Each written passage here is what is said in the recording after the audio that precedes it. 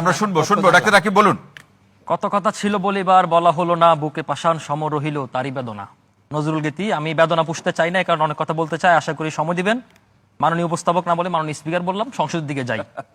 দেখুন, সেটা হচ্ছে কি, আমার সহ-আলোচক শিবির ভাই বলেছেন যে সরকারি দলও নাকি দেখে দেখে পড়তেছে, দেখে দেখে বলতেছে। এখানে ওনার জানা উচিত সেটা হচ্ছে কি, বাজেট পেশ এবং বিল উত্থাপনের ক্ষেত্রে দেখে পড়ার নিয়ম আছে, বাকিগুলোর ক্ষেত্রে পরে বলেন দেখে দেখে পড়তে পারতেছে না, এই ধরনের ঘটনা ঘটছে। পরে বলেন, হ্যাঁ পরে দেখে দেখে বলাটাকে অসুবিধা মনে করি। ওকে, হ্যাঁ অসুবিধা আছে। দেখে দেখে এখানে নর্স ভঙ্গ করার কারণেই মাননীয় স্পিকার তিনি 3 বার করে, একজনকে 3 বার 4 বার করে উনি এটা বুঝিয়ে দিয়েছেন। এটা কোনো বিষয় না, মাননীয় প্রধানমন্ত্রীও তো দেখে পড়েছেন। এটা না, এটা বিল উত্থাপনের ক্ষেত্রে। ওকে ফাইন, বক্তব্য উদ্বোধনী বক্তব্য দেখে পড়েছেন। আমাকে একটু সময় দেন প্লিজ, আমাকে একটু সময় দেন। আমি কারোকে ইন্টারাপ্ট করিনি। Okay fine.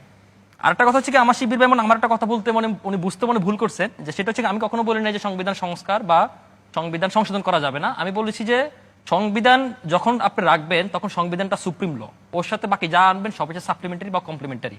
সুতরাং গণভোট আপনাকে এটা কোনো আইন না, এটা একটা নৈতিক রাইটস আপনাকে দেয়।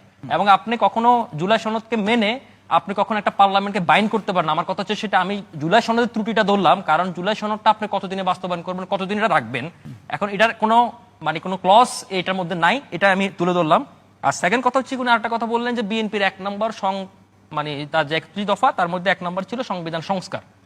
এবার আসে আলাপে, সংবিধান যখন বিএনপি যে সংবিধান তার যে 31 দফা বা 27 দফা দেয়, এর আগে যখন বেগম খালেদা জিয়া ভিশন 2030 দেন, আপনার মনে রাখা উচিত হাসিনা যখন তত্ত্বাবধায়ক সরকার ব্যবস্থা বাতিল করে দিল, গণভোট ব্যবস্থা বাতিল করে দিল, তখন বিএনপি বলছে বিএনপি ক্ষমতা আসলে এগুলোকে ফিরে আনবে, এই কারণে সংবিধান সংস্কার করবে।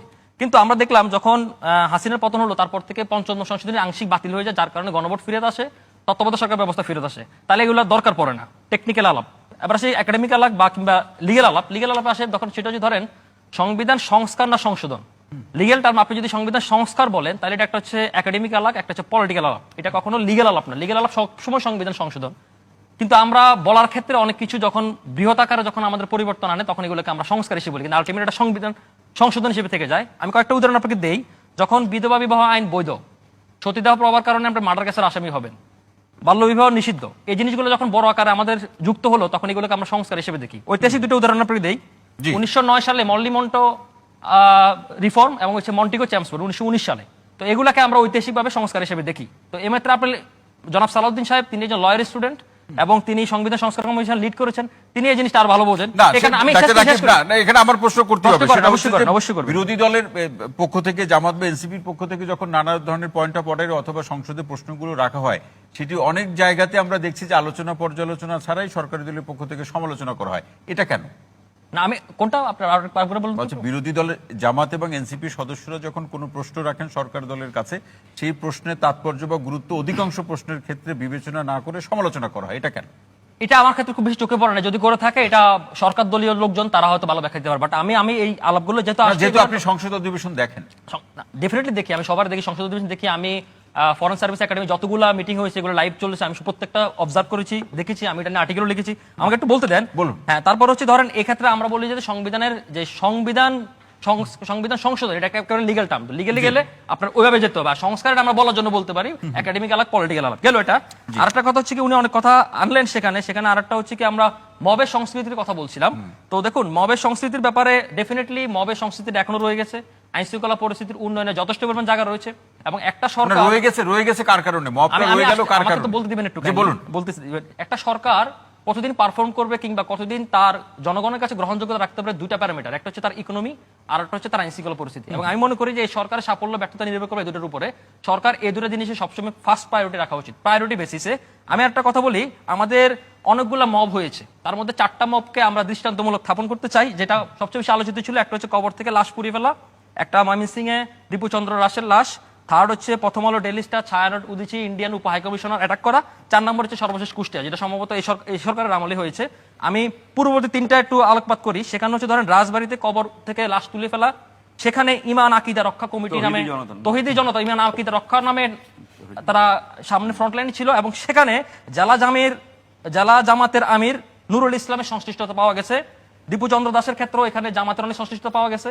প্রথম আলো ডেইলি স্টার আমি বলতেছি। এখন তখন তৌহিদি জনতাকে আপনাকে যখন ফ্রন্ট লাইনে রাখা হয়, এটা একটা প্রক্সি গ্রুপের খেলা আছে। প্রক্সি গ্রুপের খেলাটা হচ্ছে কি, যখন তৌহিদি জনতা আপনি বলবেন তখন একটা ধর্মের দোহাই দেওয়া হয় যে তৌহিদি জনতা বলে আপনি ধর্মকে অ্যাটাক জি, করতেছেন। এই কারণে জি। এই প্রক্সি গ্রুপটা একটা গ্রুপ উত্তেজিত গ্রুপ করে। আমাকে একটা সময় দেন, জি। সেটা হচ্ছে আরেকটা শেষ করি। আর এই কারণে হচ্ছে না, এরপরে তো আরেকবার শুনবো, জি। আমাকে কাউন্টার দিতে হবে তো। আর ভাই শুনেন, বলুন, এখন হচ্ছে বলুন। ধরেন আপনার যে ব্যাপারগুলো আসলো সেটা হচ্ছে কি মব ডেফিনেটলি সরকারকে শক্ত হাতে দমন করতে হবে। আর যে মবের সংস্কৃতি এটাও উত্তরাধিকার সূত্রে চলে এসেছে। আমরা মাজার যে 100 মাজার ভাঙা, এটাকে আমি বলি যে প্যাট্রোনাইজ মাজার ভাঙা হয়েছে। কারণ 8-10টা আপনি ইনসিডেন্ট হতে পারে, 100টা কখনো ইনসিডেন্ট হতে পারে না। সরকার এটাকে প্যাট্রোনাইজ করেছিল বিগত সরকার, এবং এটার রেশ এখন রয়ে গেছে। আইন শৃঙ্খলা পরিস্থিতির জন্য আমি মাননীয় স্বরাষ্ট্রমন্ত্রী জনাব সালাউদ্দিন আহমেদকে আমি আবারও বিনীতভাবে আহ্বান জানাই, আপনি আপনার এই মন্ত্রণালয়ের দিকে ভালো করে নজরপাত করুন। কারণ আমাদের এই যে উনি ডেটাগুলো দিলেন, ডেটাগুলো অ্যাবসলিউটলি রাইট। কারণ আমাদের আইন শৃঙ্খলা পরিস্থিতির অবনতি করতেছে, এটা কোনোভাবে করা যাবে না। আরেকটা বিষয় আমি শেষ করি, যেটা হচ্ছে হাম দিয়ে। দেখুন, মনির আপা যে আলাপটা দিয়েছেন সেটা যদি ওনার পলিটিক্যাল আলাপ হয়ে থাকে তাহলে আমি এই বিষয়ে কোনো কথা বলতে চাই না। যদি এটা ওনার টেকনিক্যাল আলাপ বা হচ্ছে কি এক্সপার্ট ওপিনিয়ন থাকে তাহলে আমি কিছু কথা বলতে চাই। বলেন, খুব ছোট করে। ধরেন দ্রুতই বলতেছি, কারণ এটা একটা খুব জরুরি বিষয়। দেখুন, হামের বিষয়টা নিয়ে যে আলাপ, সে আলাপটা হচ্ছে কি হামের পুরা দায়টা ইন্টারিম সরকারের। এখানে উনি অনেকগুলো পয়েন্ট দিয়েছে, আমি চাইলে প্রত্যেকটা কাউন্ট দিতে পারবো, কোনো টাইম নাই। একটা শুধু শব্দ বলি, উনি বলেছে যে এখানে বিভিন্ন আন্দোলনকে লেলিয়ে দেওয়া হয়েছে। দেখুন, ব্যাপারটা হচ্ছে আমি ধরেন তর্কের খাতিরে ধরে নিলাম কোনো পলিটিক্যাল পার্টি আন্দোলনকে লেলিয়ে দিল, জি। কিন্তু সে সময় আমরা দেখেছিলাম স্বাস্থ্যকর্মীদের ভাতা দেওয়া হয় নাই, টিকা কর্মীদের ভাতা দেওয়া হয় নাই, কমিউনিটি ক্লিনিকদের বেতন দেওয়া হয় নাই। ইভেন আমাদের যে মেডিকেল কলেজগুলোর সাথে শিশু বিকাশ কেন্দ্র অটিজম, যেটা আমাদের একটা আমি বলি শেষ করি, যেটা আমাদের একটা রেগুলার প্র্যাকটিসে ছিল, সে রেগুলার প্র্যাকটিসে এটা জাস্ট সাইমা ওয়াজেদ পুতুলের হ্যান্ডওভার করার কারণে বন্ধ করে দিয়েছে। ডক্টর রাকিবুল হাসান, অসংখ্য ধন্যবাদ। শুনেন, কোন পলিটিক্যাল পার্টি তো বলে দেয় না যে আপনি বেতন দেন নাই। ইভেন শুধু তাই না, আমাদের শুনেন, আমাদের যে কোল্ড চেইনের সেই আন্দোলনগুলো এখন নাই কেন? এখন করেন কোন আন্দোলনগুলো এখন তো বেতন ভাতা চালু করে দিয়েছে, ভ্যাকসিন চলে আসছে, এখন আন্দোলন কেন হবে? নিরসনের কথা বলে নিরসনের কথা বলে আপনি কেন শুনেন? জনগণ যাবে না আপনার শুনেন কাছে? শুনেন, বৈষম্য আপনি আমার কথা নিরসন শুনেন। করার যদি জন্য। এসব আন্দোলন হয়েও থাকে, এটার কন্ট্রোল করার দায়িত্ব সরকার। সরকার এই ব্যর্থতা আপনাকে শেয়ার করতে হবে, কারণ এই হাম পুরোপুরি ইন্টারিম সরকার দায়িত্ব। এই নূরজাহান বেগম, যার স্বাস্থ্য কেন্দ্রিক প্রফেশনালিজম কোনো ধারণা নাই, এবং এই 3 সরকারকে মাস চলে যাচ্ছে, কোনো এফআইআর হয়েছে তার বিরুদ্ধে? হ্যাঁ, 3 মাস চলে আমরা যাচ্ছে।